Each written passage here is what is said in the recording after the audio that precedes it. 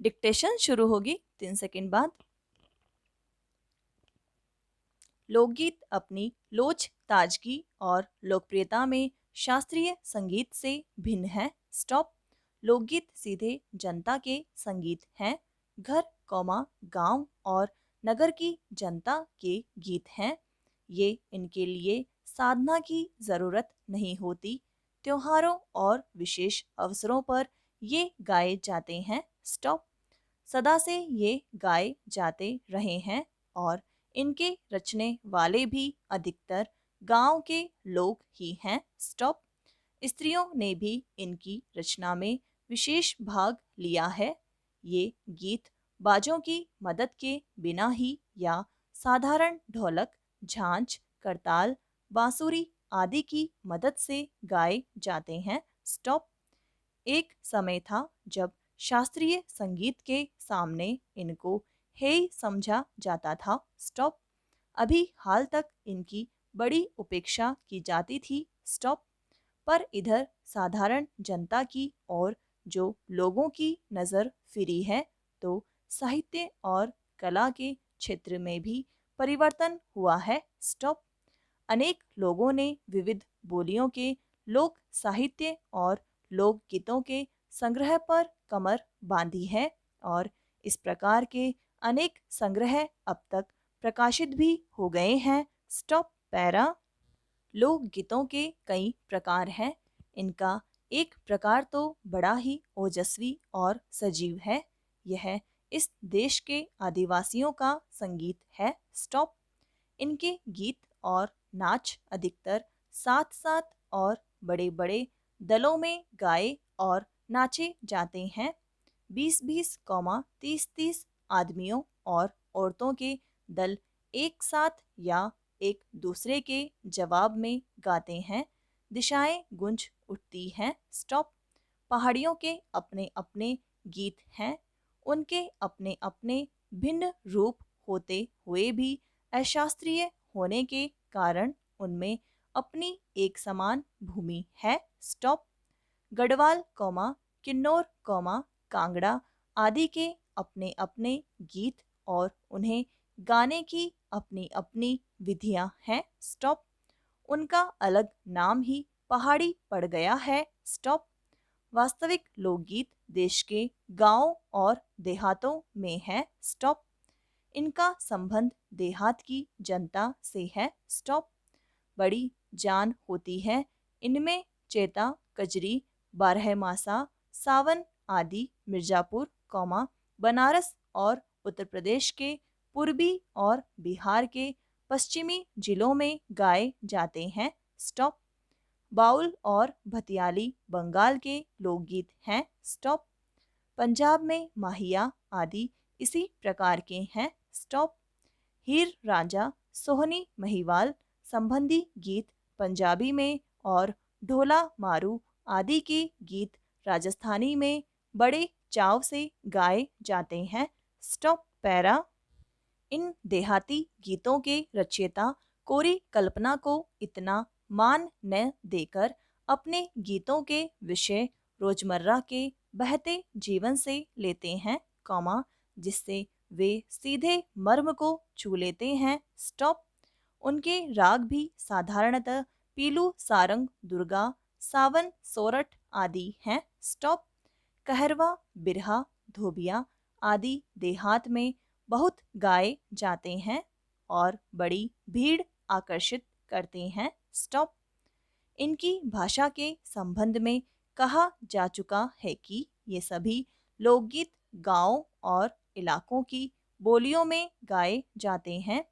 इसी कारण ये बड़े आनंददायक होते हैं। स्टॉप। राग तो इन गीतों के आकर्षक होते ही हैं, इनकी समझी जा सकने वाली भाषा भी इनकी सफलता का कारण है। स्टॉप।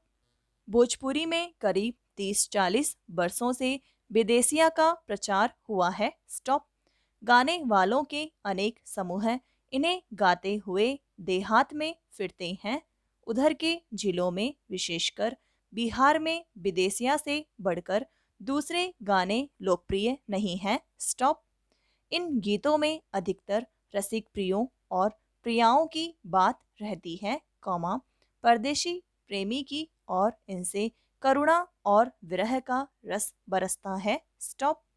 जंगल की जातियों आदि के भी दल गीत होते हैं जो अधिकतर बिरहा आदि में गाए जाते हैं। स्टॉप।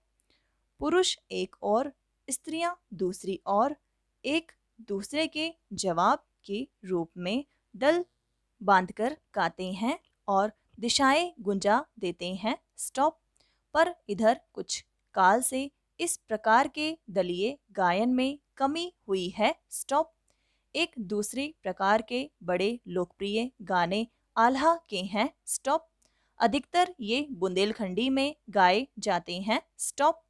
आरंभ तो इसका चंदेल राजाओं के राजकवि जगनिक से माना जाता है, जिसने आल्हा उदल की वीरता का अपने महाकाव्य में बखान किया, कौमा पर निश्चय ही उसके छंद को लेकर जनबोली में उसके विषय को दूसरे देहाती कवियों ने भी समय समय पर अपने गीतों में उतारा और ये गीत हमारे गांवों में आज भी बहुत प्रेम से गाए जाते हैं। स्टॉप।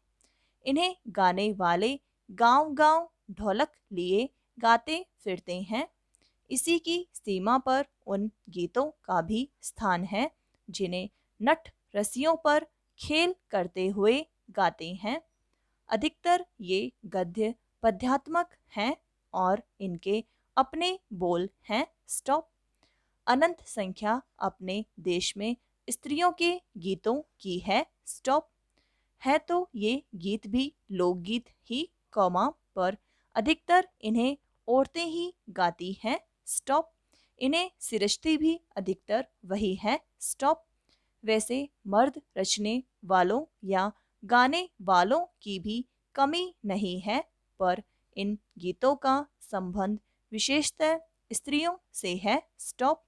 इस दृष्टि से भारत इस दिशा में सभी देशों से भिन्न है, क्योंकि संसार के अन्य देशों में स्त्रियों के अपने गीत मर्दों या जनगीतों से अलग और भिन्न नहीं है, कौमा मिले जुले ही हैं। स्टॉप। त्योहारों पर नदियों में नहाते समय के नहाने जाते हुए, राह के विवाह के मटकोड़ जोनार के संबंधियों के लिए प्रेम युक्त गाली के, कौमा जन्म आदि सभी अवसरों के अलग अलग गीत हैं, कौमा जो स्त्रियां गाती हैं। स्टॉप। इन अवसरों पर कुछ आज से ही नहीं, बड़े प्राचीन काल से वे गाती रही हैं। स्टॉप। महाकवि कालिदास आदि ने भी अपने ग्रंथों में उनके गीतों का हवाला दिया है। स्टॉप। सोहर बानी सेहरा आदि उनके अनंत गानों में से कुछ हैं। स्टॉप। वैसे तो 12 मासे पुरुषों के साथ नारियां भी गाती हैं। स्टॉप। एक विशेष बात यह है कि नारियों के गाने साधारणतः अकेले नहीं गाए जाते, कौमा दल बांधकर गाए जाते हैं। स्टॉप। अनेक कंठ एक साथ फूटते हैं, यद्यपि अधिकतर उनमें मेल नहीं होता, कौमा फिर भी त्योहारों और शुभ अवसरों पर वे बहुत ही भले लगते हैं। स्टॉप। गांवों और नगरों में गायिकाएं भी होती हैं जो विवाह जन्म आदि के अवसरों पर गाने के लिए बुला ली जाती हैं। स्टॉप। सभी ऋतुओं में स्त्रियां उल्लासित होकर दल बांधकर गाती हैं। स्टॉप। पर होली बरसात की कजरी आदि तो उनकी अपनी चीज है, कौमा जो सुनते ही बनती है। स्टॉप। पूरब की बोलियों में अधिकतर मैथिल कोकिल विद्यापति के गीत गाए जाते हैं। स्टॉप। पर सारे देश के कश्मीर से कन्याकुमारी, केरल तक और काठियावाड़, गुजरात, राजस्थान से उड़ीसा, आंध्र तक अपने अपने विद्यापति हैं। स्टॉप। स्त्रियां ढोलक की मदद से गाती हैं। स्टॉप। अधिकतर उनके गाने के साथ नाच का भी पुट होता है। स्टॉप। समाप्त।